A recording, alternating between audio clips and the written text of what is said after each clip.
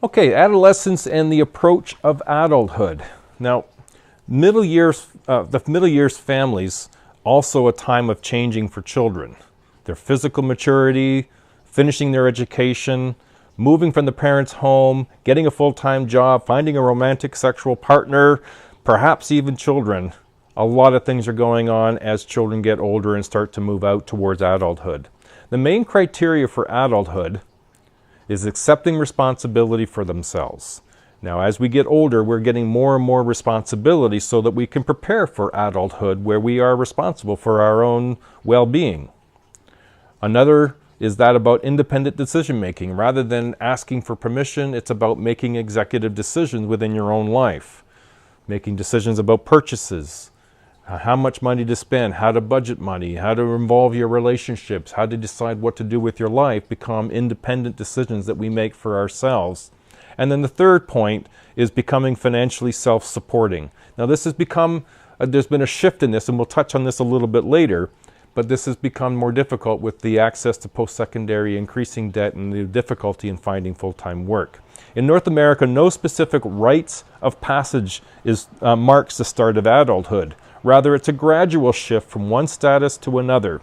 Begins in adolescence, and research are now suggesting that there may be a stage after adolescence, which they are calling emerging adulthood.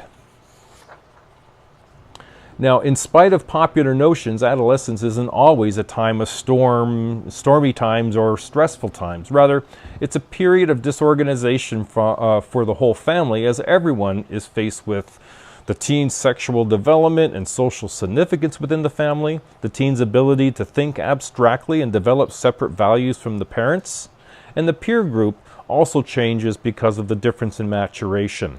The main task of adolescence is to turn these changes into an individual identity.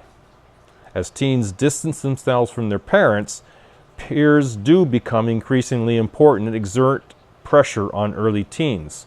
Most young people, however, select friends who resemble them. Risky or antisocial behavior usually results from group culture or excitement rather than simple persuasion.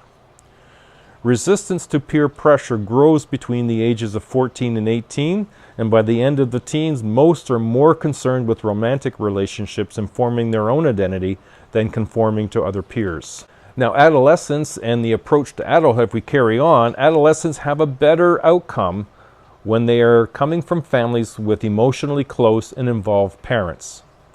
Parents in these families provide healthy role models and also monitor teens' activities. Also, they share information about their lives, and so that sort of camaraderie, that closeness gets developed. With positive communication and supportive relationships, compromises can be worked out. If parents react badly and accusatory to a child's disclosures, vicious cycle may get set up. Young person becomes more secretive and defiant, and parent becomes more suspicious and controlling. Emerging adulthood, roughly spanning 18 to 25 years of age and maybe a little later, is a period of relative freedom and time for many possibilities. Identified as a new developmental stage between adolescent and young adulthood, the scripts here lay out the life course are no longer standardized. The same thing for everybody just doesn't fit anymore.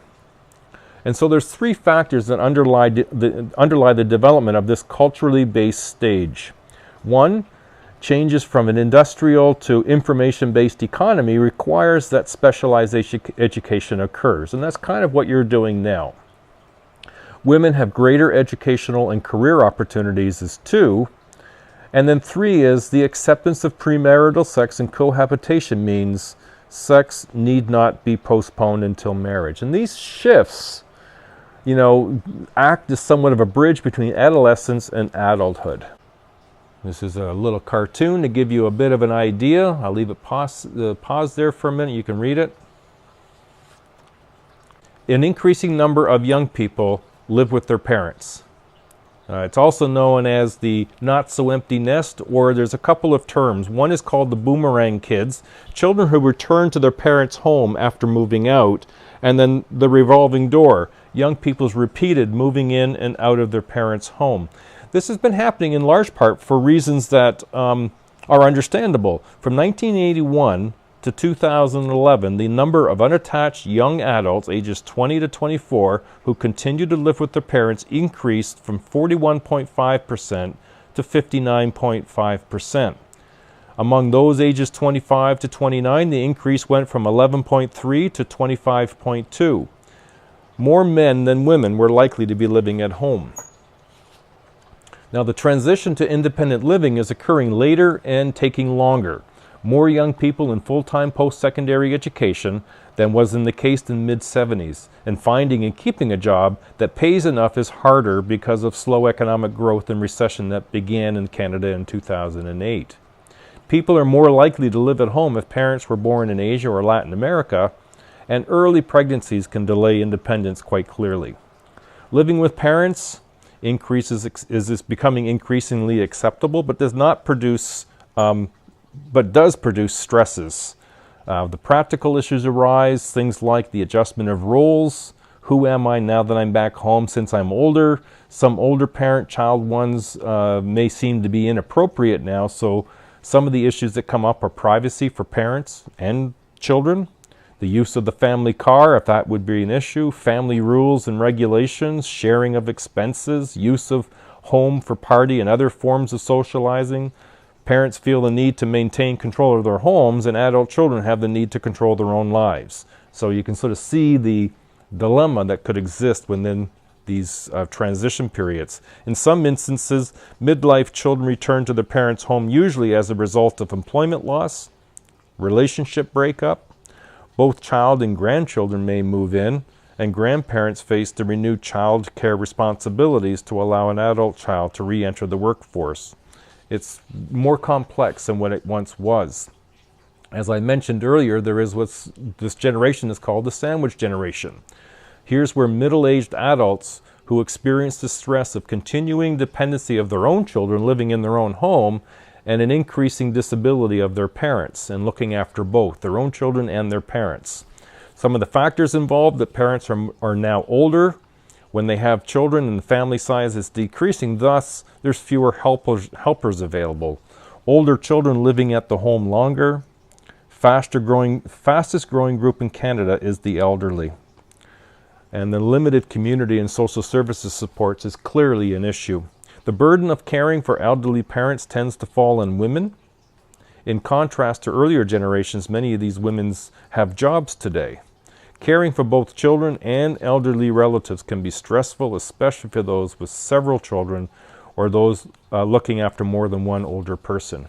And so when we get to, what else is on the table, we have what's called the social clock. In our society, many aspects of life are governed by age. The ability to vote, drink, drive, all have an age component. The distinction between life periods have become very blurred. An example, when middle-aged or old age begins, it's more blurred than it's ever been. Yet people are more likely to experience a crisis if life events occur off time. You're having children later in life, or you're parenting your grandchildren, because there are still social scripts or expected patterns of behavior, and some of this is becoming blurred, and some of this is no longer available for some families anymore. Well, I hope that's been helpful. That is week 7's middle age years of the family and not so empty nest. So carry on the good work and the good fight, and we'll see you after the break. Bye now.